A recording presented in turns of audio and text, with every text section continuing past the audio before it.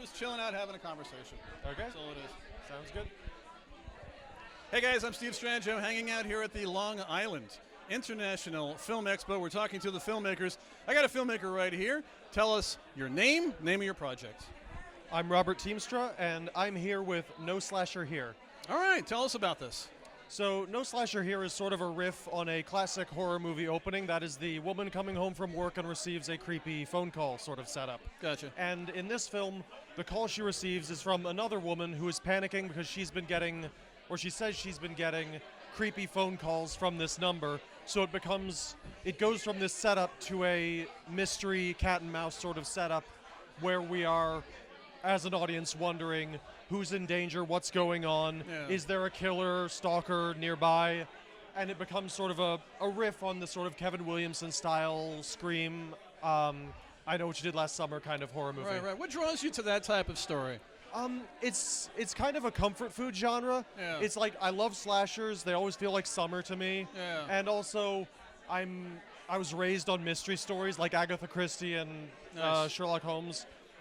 So like, this was sort of my attempt to synthesize the two, and Kevin Williamson became an obvious influence there because he's done the same thing in feature form. Right. It's not just about the kill or the gore. You got to have some sort of like element of drama and realism behind it, right? I mean, that's one of the things I do love about horror as a genre is that like it gives you a way to play for intrigue and have fun with teasing your audience's imagination about what could be happening, Right. until you ultimately reveal what is happening, and hopefully that is a satisfying payoff. Let's hope so. Do you feel are there any comedic elements in this, or do you feel? Yes, Okay, yes. good. I mean, what I do is I work with some actors who I am very close friends with, Right. who I'm very comfortable writing for, and who are comfortable pushing back when they feel like the material isn't fitting. And so one of the tertiary characters in the movie is our main character's boyfriend, and he becomes like a sort of snippy presence, almost a way of like both calling out the absurdity of the premise, but Right. also like giving her someone to push back on and give this idea of like feminine solidarity, which sort of forms the moral core of the movie, but then there is lightness in the fact that for one person it's very high stakes, for another person it is casual like annoyance. Now, do you feel that the actors have to strictly adhere to the text? You mentioned there is some collaboration on the set. Oh, there's absolutely collaboration. Yeah. I'm someone who I come from the theater. I love rehearsal. Yeah. Even for a short film, I'll do a day and rehearse with everyone, make sure we've got it all planned out, and like they have an opportunity. Because once you're on set, there's no time.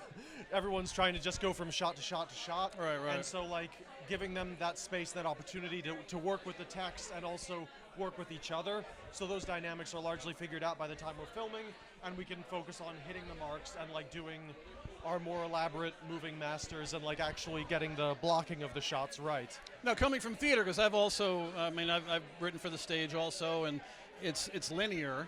Yeah. Film isn't linear. I mean, are you taking a linear approach, or are you going things out of sequence?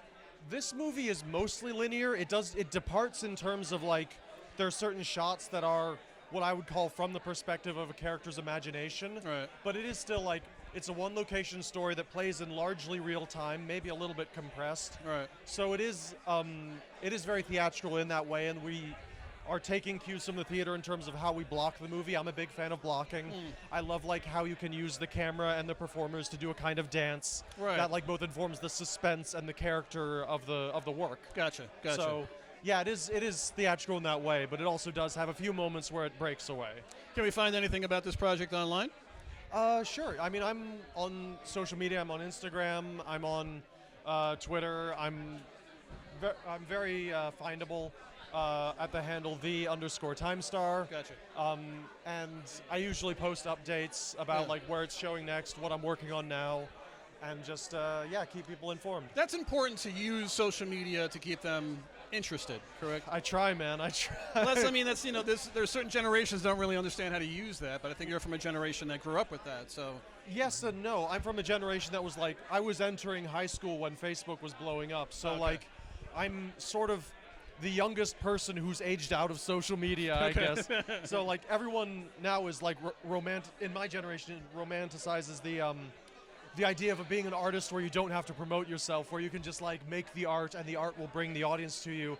And unfortunately, we live in a world where there's just so much out there that you kind of have to take Right. some sort of hand in But it. maybe that authenticity will bring people to you. One hopes. They'll see that. One That's the hopes. goal. All right, your name once again. Name of your project. Rob Tiemstra. The film is No Slasher Here. Fantastic. I'm Steve Strangio. We're at the Long Island International Film Expo.